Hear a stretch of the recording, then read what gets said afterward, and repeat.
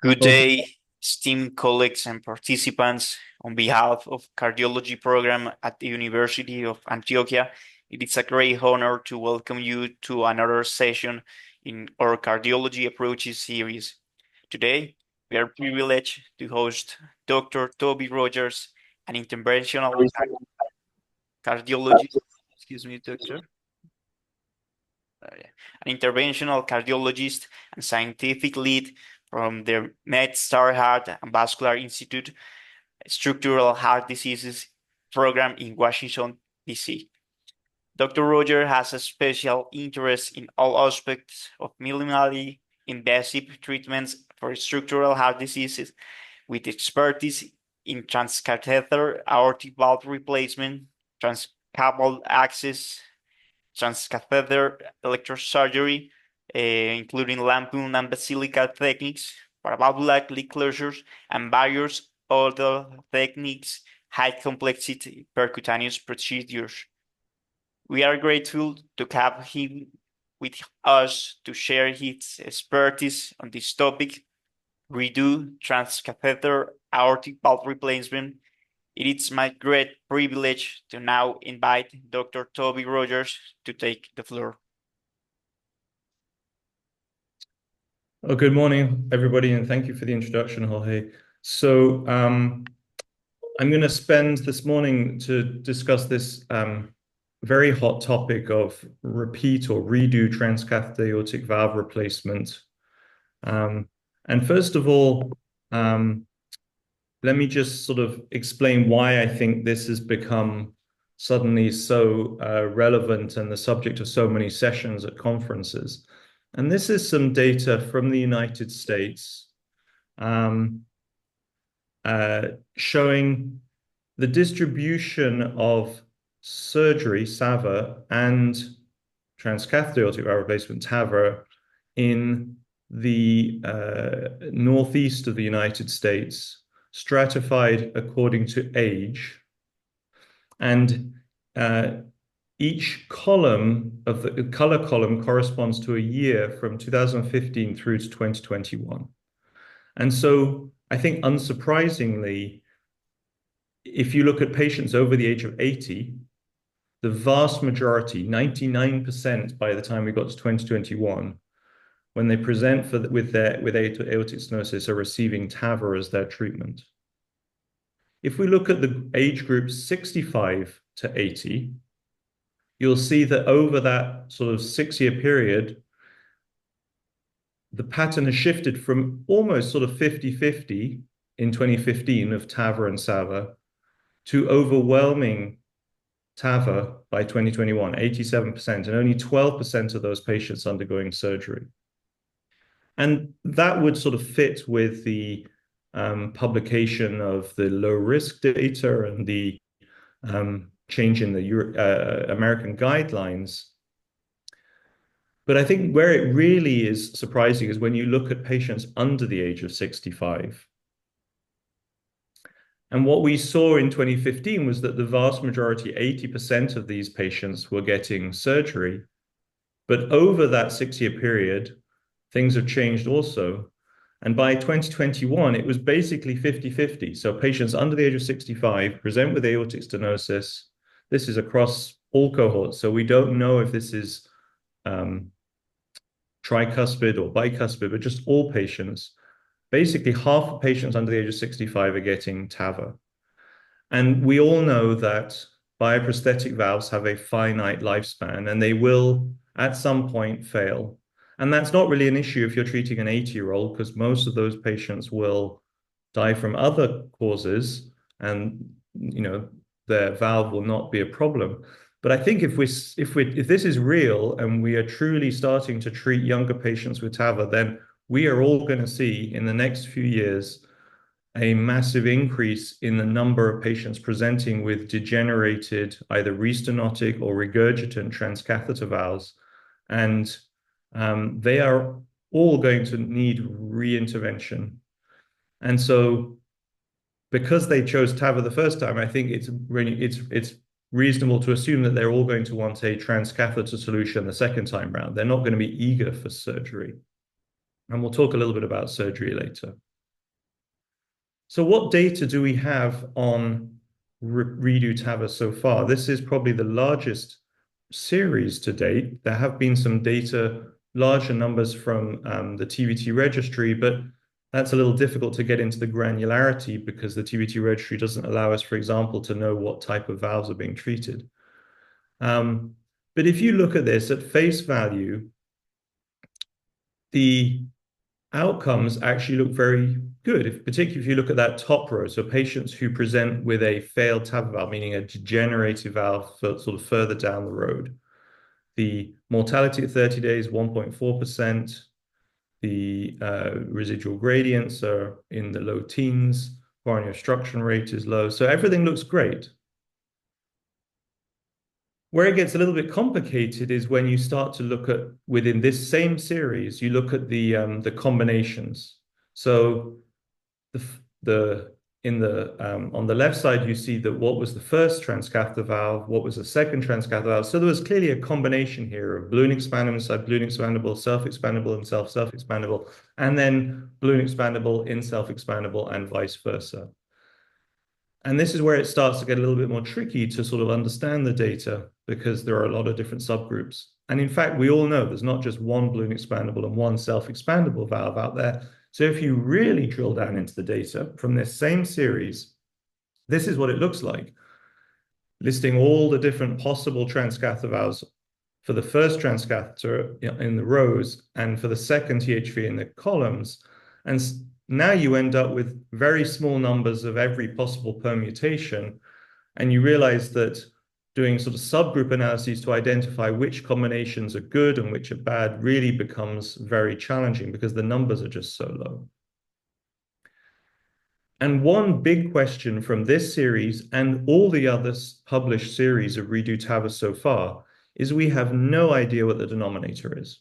We do not know how many patients were excluded for anatomical reasons, specifically, and most commonly, because their anatomy was high risk for coronary obstruction. And this is a really important data point that we need to get to if we're going to be able to trust that this repeat TAVR procedure is a solution for the future. At the end of the day, with Redo TAVR, everything boils down to the tube graft or the covered stent, however you want to refer to it. And that what I mean by that is when you implant a TAVR inside a TAVR, we pin the leaflets of the first valve in the open position, turning it into a tube graft and a covered stent.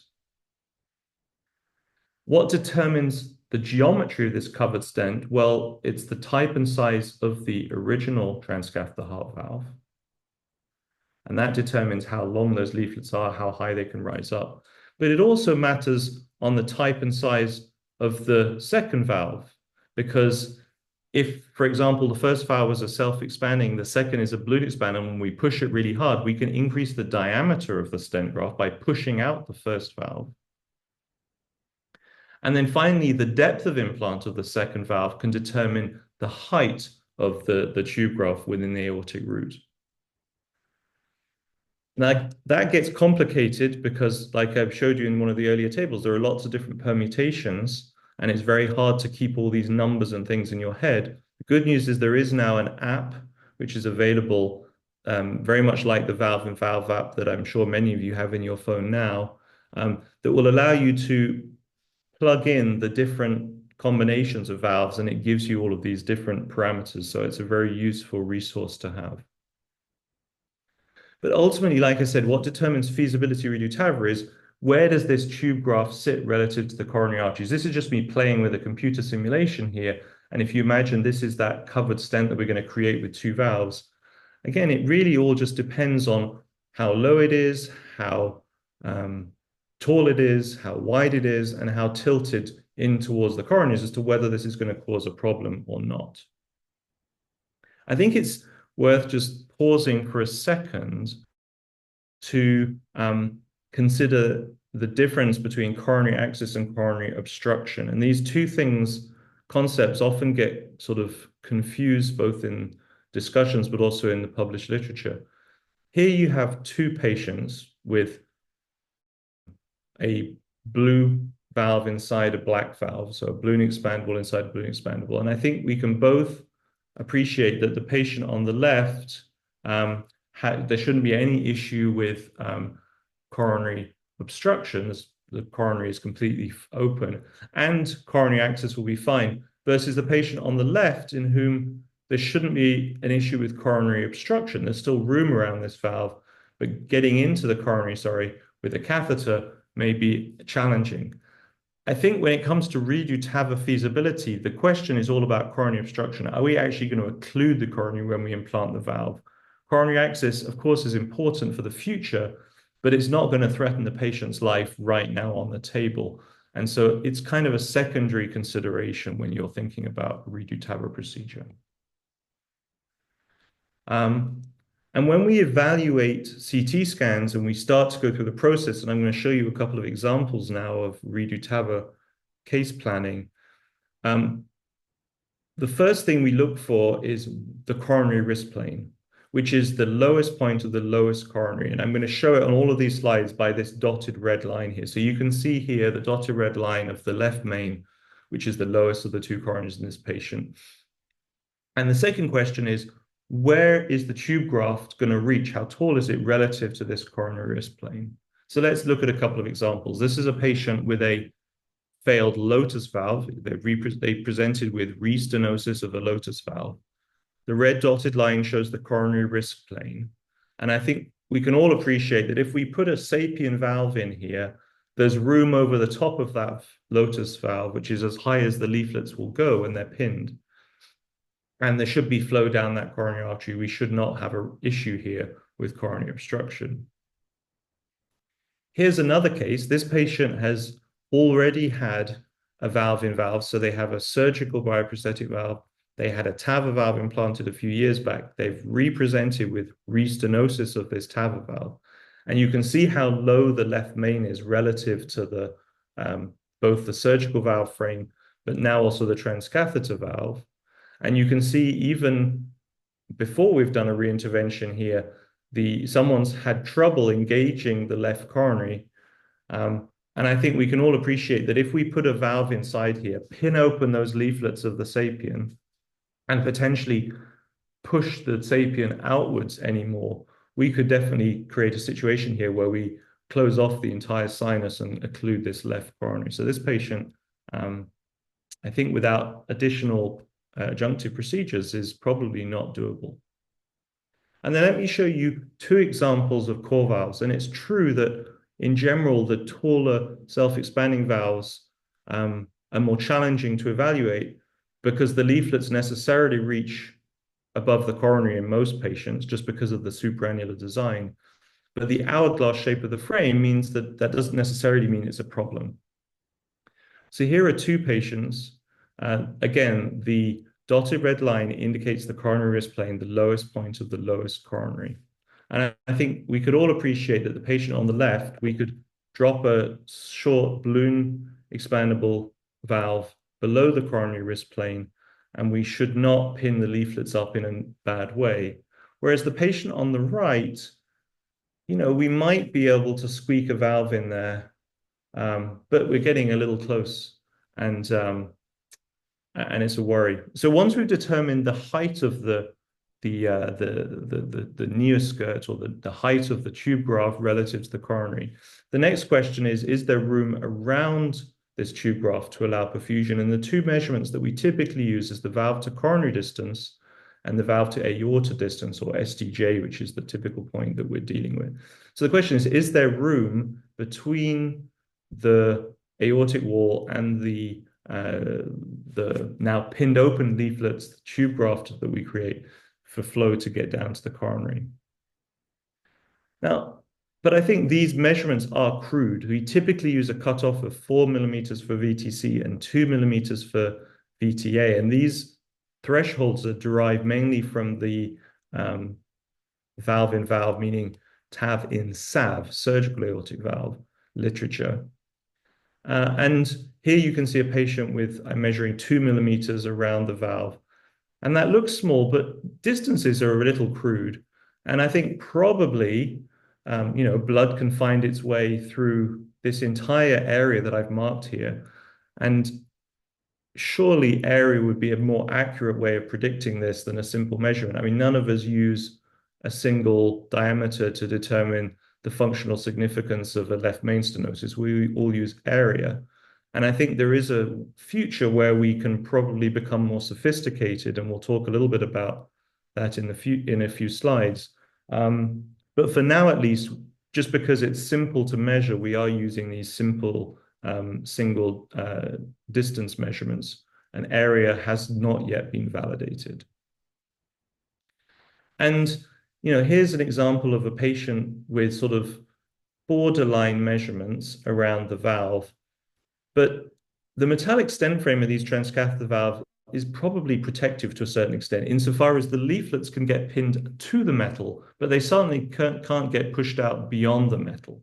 We know in the surgical valve literature that the highest risk surgical valves for coronary obstruction are the mitral flow and the trifecta. Those are the valves with externally mounted leaflets, and the leaflets tend to get pushed outwards when you put a transcatheter valve inside. That really can't happen with a TAVR.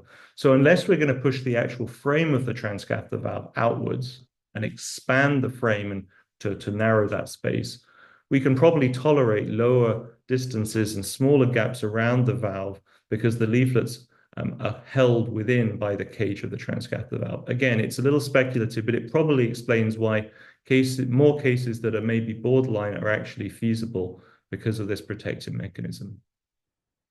And then finally, I think it's important to just question whether we really have the precision to implant where we need. Here's just a nice image showing that if you're treating a core valve with a sapien, we can implant at different heights within the core valve, and that will pin the leaflets at a different level depending on where we implant the valve. So here's a patient that I showed you earlier on the right with the coronary wrist plane between nodes 4 and 5, of the valve. I'm confident that if we implant the sapien deep within the core valve, it will function okay. And you see that here with the picture on the left, where the leaflets of the core valve that you see in the foreground overhang the frame of the sapien. But deep down inside, you can see the leaflets of the sapien function normally as well. But my question really is, and having done some of these, I certainly feel strongly that yes, I'd like to be able to confidently say I can put the sapien exactly here without worrying.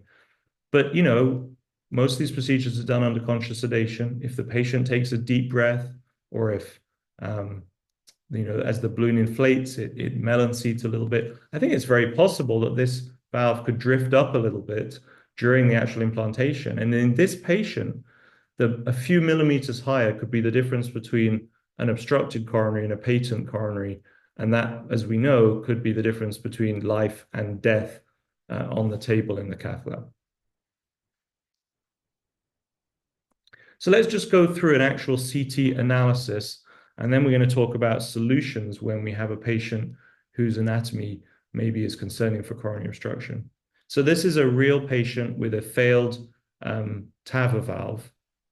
And here in sort of real time, I'm going to show you just moving through this valve and evaluating. So first thing I like to do is to look at the actual leaflets. And you can see how calcified and sort of rigid these leaflets are.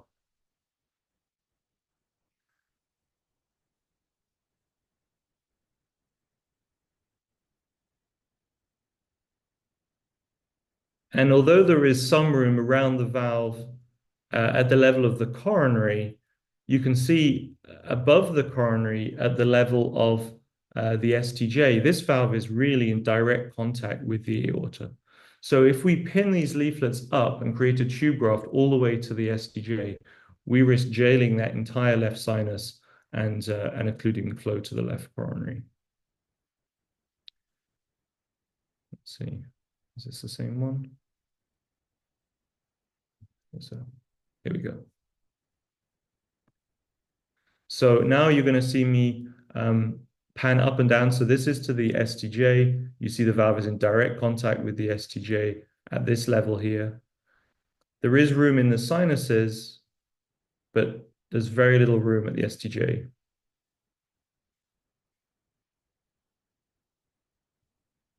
Okay. And here I've marked out the different nodes on the frame of the evolute. And I'm going to show you this is the top of the left main ostium. This is the bottom of the left main ostium at node 5. And so the question is, can we implant a transcatheter valve below it with those very calcified leaflets without risking left main flow? And I think this is a very borderline case. I think if this valve were to land a little bit higher and we were to pin those leaflets up, expecting that those calcified leaflets will just sort of pin upwards, I think there's a risk to left main. And so this is a typical patient where I think just putting a valve in would be very high risk.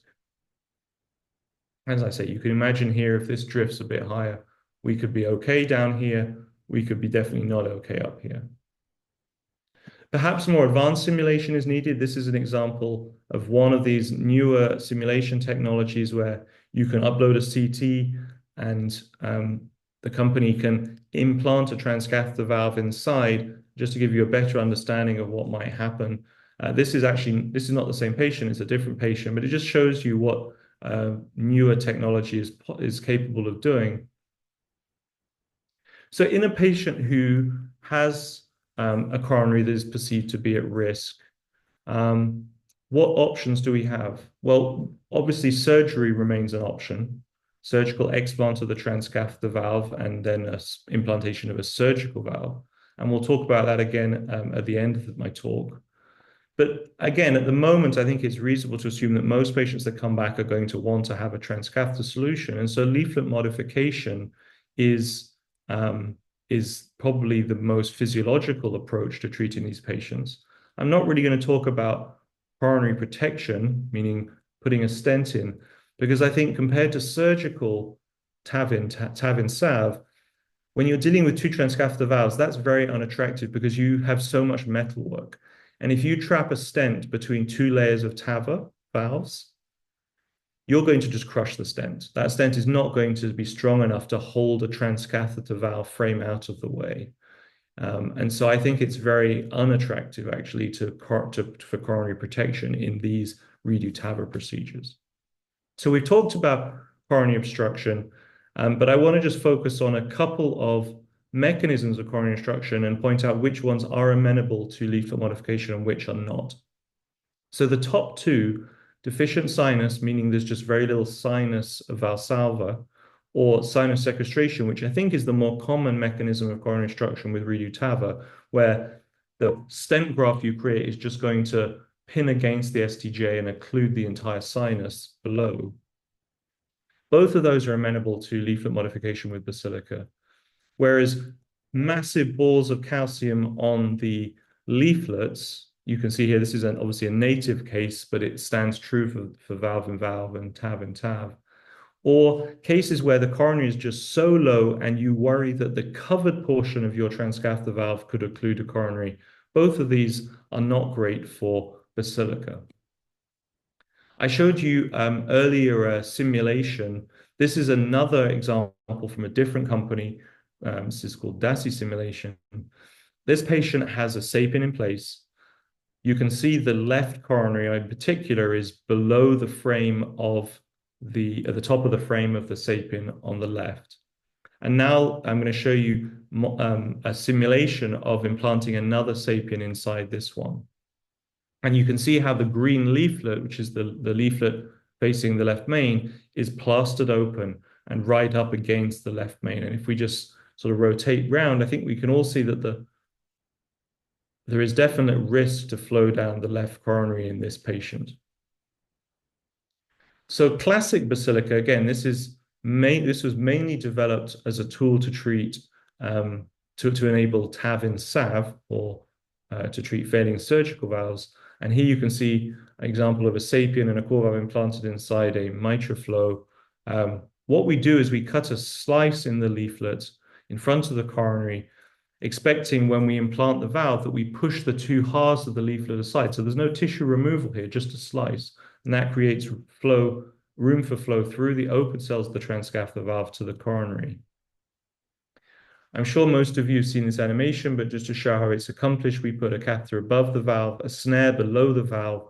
We electrify a guide wire to burn down through the base of the leaflet, we snare the guide wire, and then re-electrify the guide wire to slice from base to tip. And then when we implant a transcatheter valve inside, as I said, we pin open the two halves of the leaflet, creating space through the open cells of the transcatheter valve to the preserve flow to the coronary.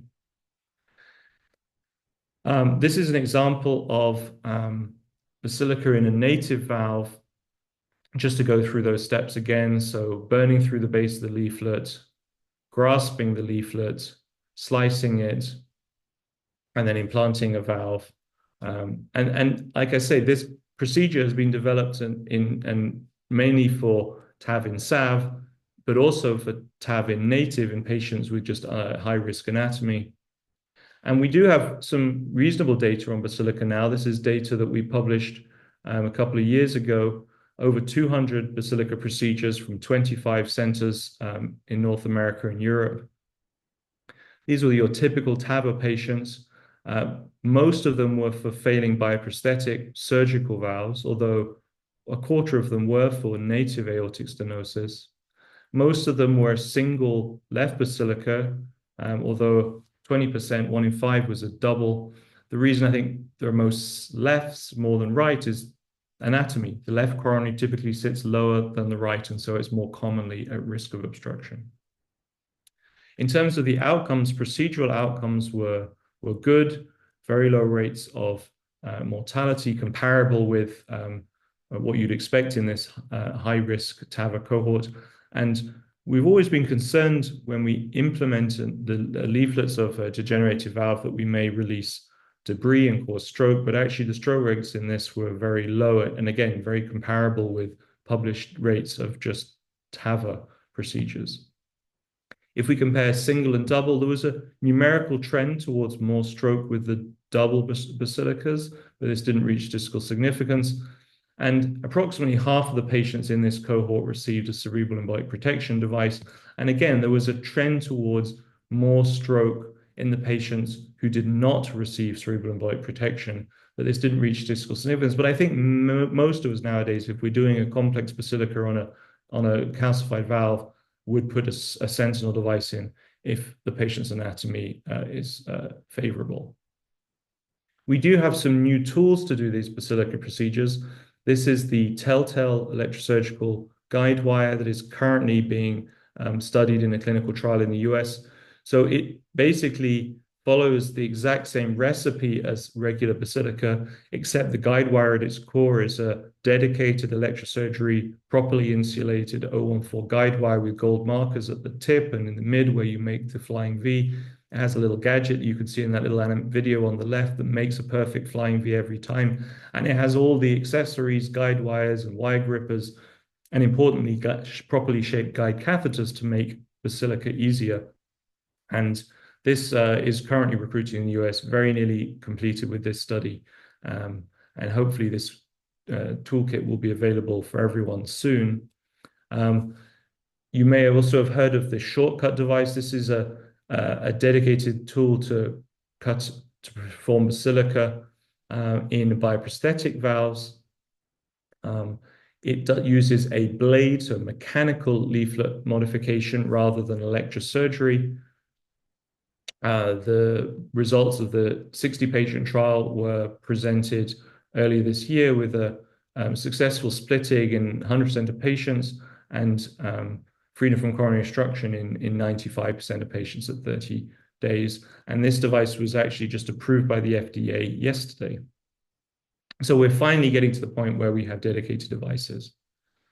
But I'm going to come back to one of these very first slides that I showed you and just focus in on this, which shows that in cases that have been performed, the rate of coronary obstruction is very low. So you could criticize me and say, well, why on earth are you giving me this entire lecture about leaflet modification when it's really not an issue? And I just remind you about that point I made at the beginning, that nowadays we're pretty good at screening patients. We're pretty good at interpreting the CT scan and identifying high-risk patients. And I believe that these series of redo TAVR procedures are series of carefully selected, carefully screened patients. So high-risk patients are simply not included in these data sets. We don't know how many were excluded because they were high risk of coronary obstruction. Of course, leaflet modification depends on commissural alignment of the first valve. So we all fuss about commissural alignment now because we believe it makes coronary access easier. We believe maybe it has an impact on hemodynamics.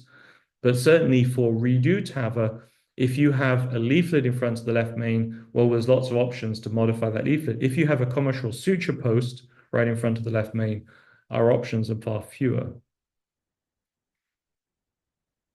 The big question with basilica is a linear laceration enough for a failing transcatheter valve? All of the data I've showed you so far was for basilica for failed surgical valves and native valves. Here's just a benchtop study that we published a couple of years ago comparing different combinations of transcatheter valve and side transcatheter valve. And you'll see that the splay area, the amount of space that is created by a linear laceration, varies dramatically depending on the combination of valve, whether it's for example, a Sapien 3 and an XT down the bottom here, nice big splay, versus an Evolut in a Sapien 3, very small splay at the top left. And this is a little bit concerning because you don't want to do your additional basilica procedure and still occlude a coronary because you don't create enough room. One way to increase the splay area is with a balloon-assisted basilica. And this is a very simple procedure insofar as you burn through the leaflet, just like before, you grab the wire, and then before you lacerate, over the wire, you bring down a non-compliant coronary balloon, and you inflate it at the base of the leaflet, just to extend the laceration down as far as you can towards the base of the ring, and then you lacerate.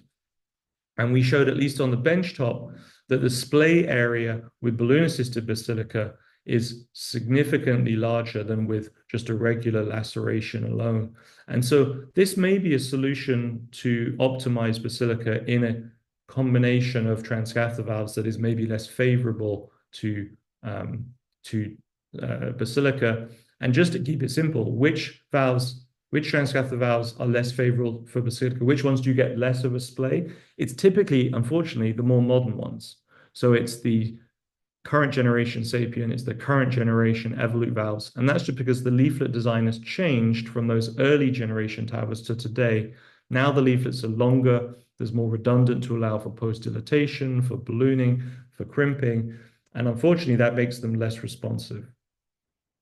I guess the big question is, do we need to do more than just balloon or lacerate a leaflet? Do we need to remove a leaflet? This is another case that our group published a couple of years ago of a patient who had a 3F valve. That's an equine leaflet valve, horse pericardial tissue. And these leaflets are very tall. They reach up above the coronaries. This patient represented with aortic regurgitation, and a very high risk left main. And we felt that because the patient already had severe aortic regurgitation, maybe they would tolerate having a leaflet removed. So here's the actual procedure. You can see a prolapsing leaflet, very low coronary. You see the angiogram here with severe aortic regurgitation. So we burned through the base of the leaflet, we created the flying V, and then over the flying V, we brought down a snare to grab the leaflet, and we electrified the snare, not the flying V. And this removed the entire leaflet. And you can see here in the right, the arrow showing the missing leaflet in front of the left main. We then implanted a transcatheter valve, free coronary, and here's the piece of leaflet that we removed. But what I will tell you is that even in this patient with severe aortic regurgitation, when we removed the leaflet and caused even worse aortic regurgitation, the patient didn't like it at all. And we had to put that transcatheter valve in very quickly. So the biggest challenge to doing full leaflet removal, at least with transcatheter tools today, is how do you bridge the patient from removing the leaflet to getting the valve in without hemodynamic collapse from the aortic regurgitation. Interestingly, this is something that we haven't really seen much with basilica. Just cutting a leaflet, it seems that the leaflet remains pretty competent, at least gives you the time to get the transcatheter valve in, whereas removal, certainly, we're going to need solutions to support the patient hemodynamically from the removal to implantation. Perhaps as a middle ground, we can just try and kind of blow the leaflet to pieces as we implant our transcatheter valve. This is a technique called unicorn, or cleave is the other name. And basically, the idea here is um, uh, here's an example of a patient from my institution with a failing sapien valve. And you can see here how the valve is in direct contact with the STJ, so risk of sinus sequestration. The steps of a unicorn is you burn through the base of the leaflet, the same standard electrosurgical technique.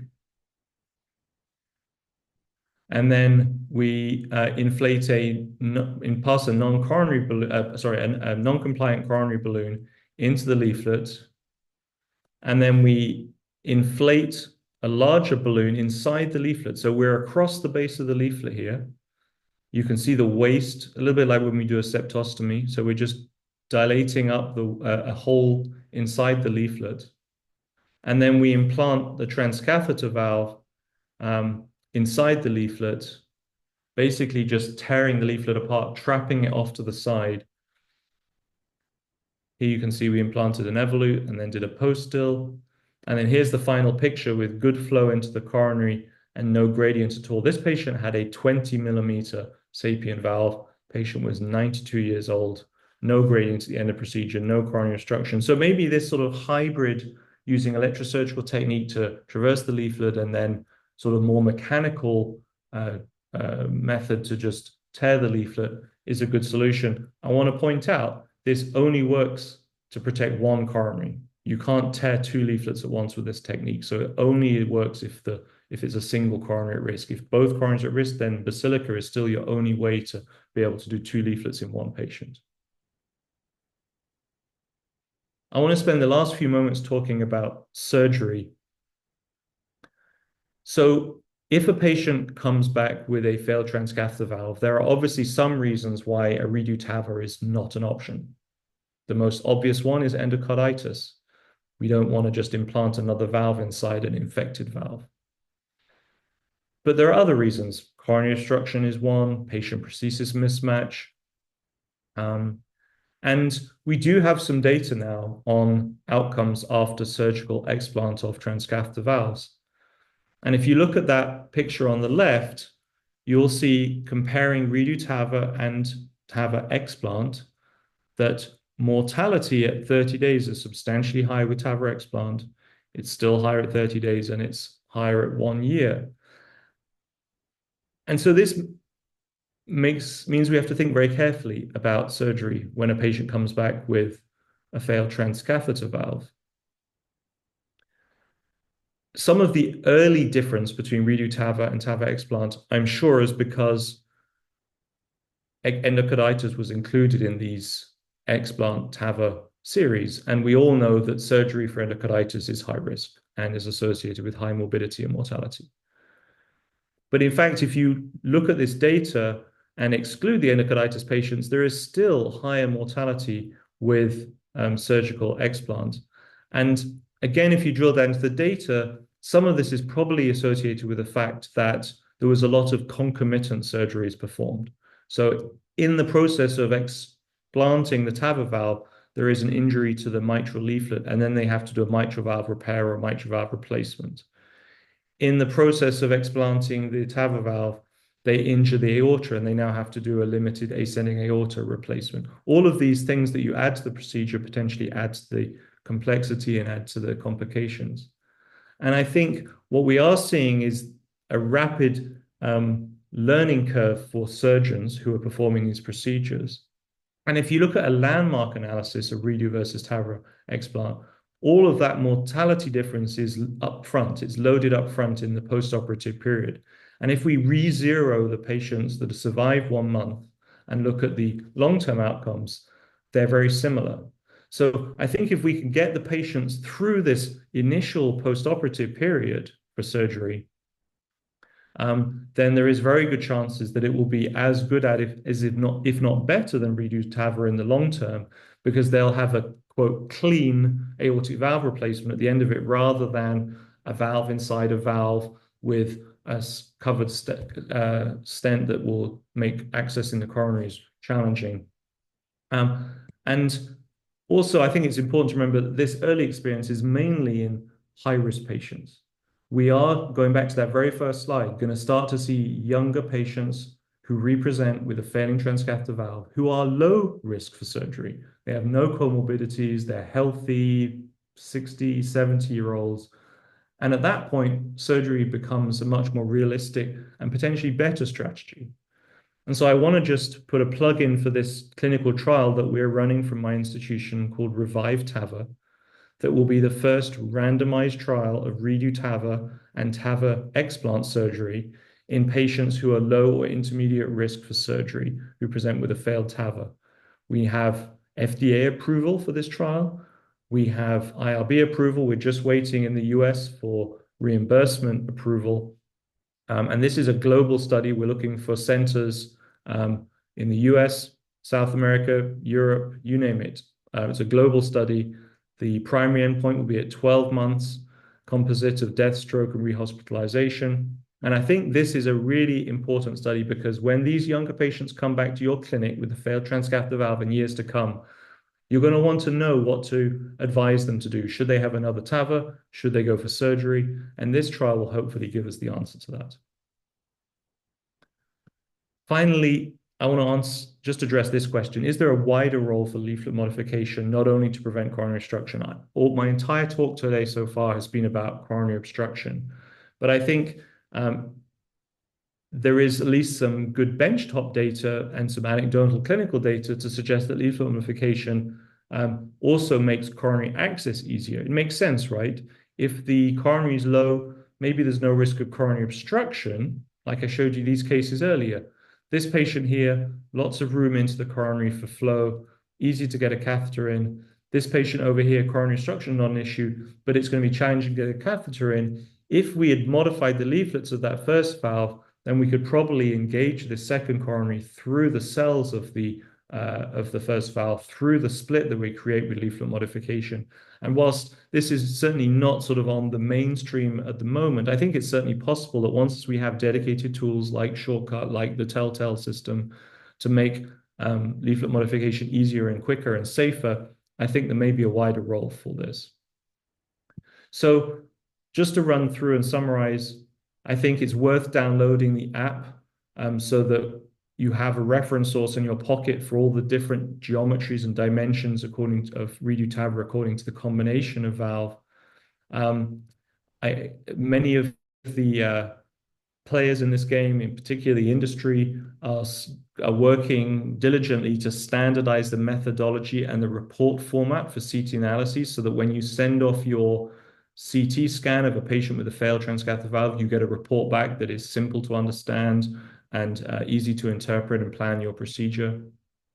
I showed you two of these advanced 3D simulations that show very pretty pictures, but I think we all still need to learn through use of in real world cases whether these are simply whether we can trust these or not. If the simulation says go ahead, do the redo TAVR, can we be confident that we won't have a complication like a coronary obstruction? And then when it comes to leaflet modification, there's no question in my mind that this can enable TAVR in anatomies that are high risk for coronary obstruction. The new devices are coming very close now. It's unclear in my mind whether a linear laceration is sufficient for a high-risk failing transcatheter valve, and augmented leaflet modification like balloon-assisted basilica or unicorn, or eventually leaflet excision may be better and more reliable.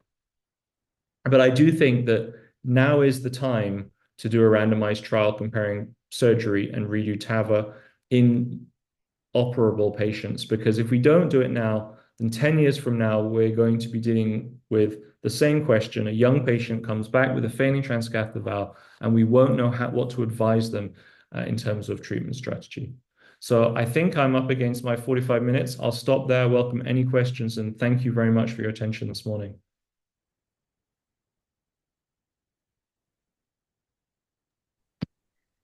Thanks, doctor, for your excellent speech. Really, it's nice to see your experience and the experience of your center in some topics or techniques like basilica. This technique is not common in our setting. However, the experience you present is it's very interesting and may potentially become a more widely used option globally in the world, right? I have one question. I also invite the guests to ask any question you have on the chat. My question is from your experience with the use or the role of cerebral embolic protection devices such as the Sentinel's device or others in redo TAVR procedures, in which patients you should their use be strongly considered, and what is your the experience of your center with these devices? So in the US, we only have the Sentinel device that is commercially available. We have used some of the other devices in clinical trials at my center, but obviously that's clinical trials and they're only for native TAVR in the trials. So really, Sentinel's the only one that we're free to use when we think it's appropriate. Um, the simple answer is redo TAVR is still a relatively new procedure. Um, I will say that if I just look at my own center for the last 5 years, every year we're doing more redo TAVR procedures than the year before. So there's no question that we are seeing the same growth. People, you hear people at conferences talk about tsunamis of redo TAVR procedure. We're not there yet. It's not a tsunami, but there's definitely a steady growth in the number of patients coming back and needing a redo TAVR. But what that means is I can't show you any data on the use of cerebral embolic protection in that particular scenario. All I can tell you is what I think is the right thing to do as a physician.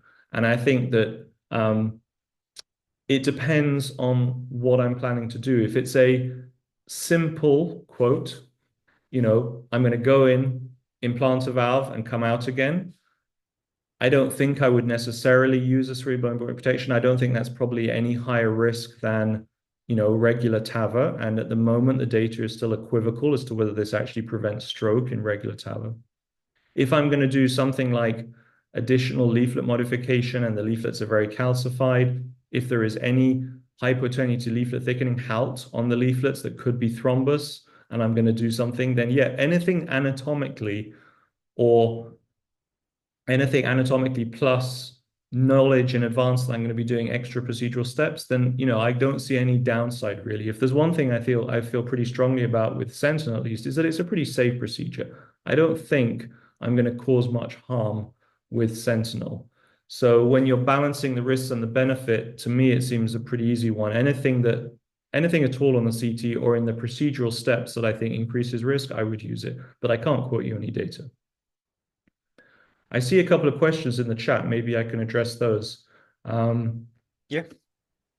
So, any recommendations regarding the type of valves to use to anticipate and make better decisions when the moment comes? Another question, what's your opinion on the use of TAVR for native AR?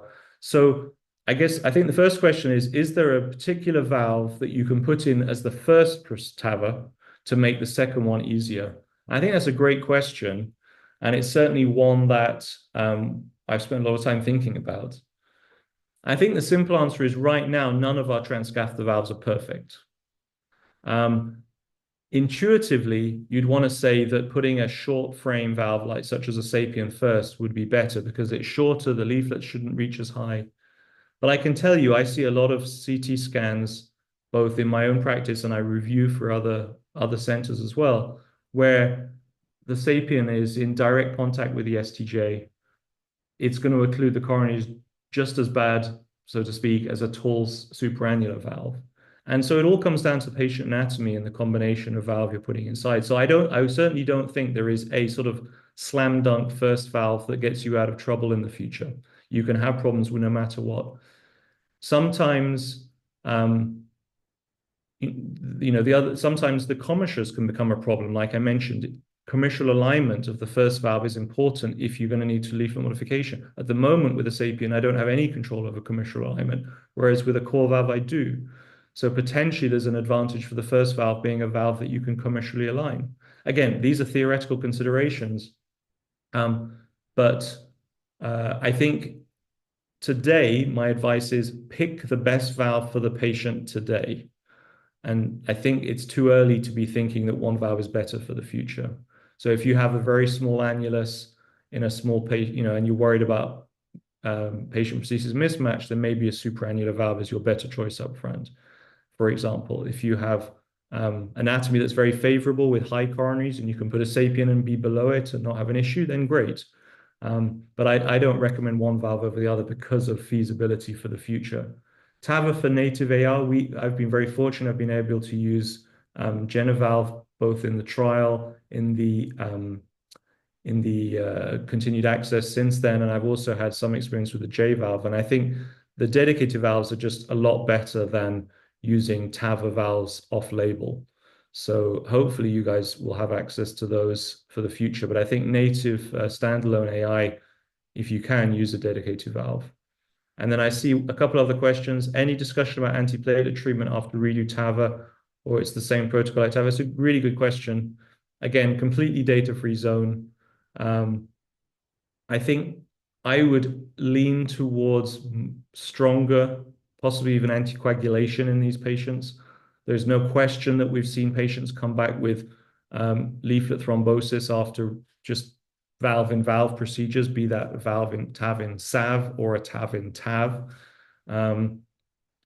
So I think, again, you have to look at the patient in front of you. Are they high risk for bleeding? Are they going to tolerate stronger antithrombotic drugs? But I think I would err on the side of more aggressive antiplatelet, antithrombotic in this scenario than a regular TAVR, where I typically just give people baby aspirin after a regular TAVR these days.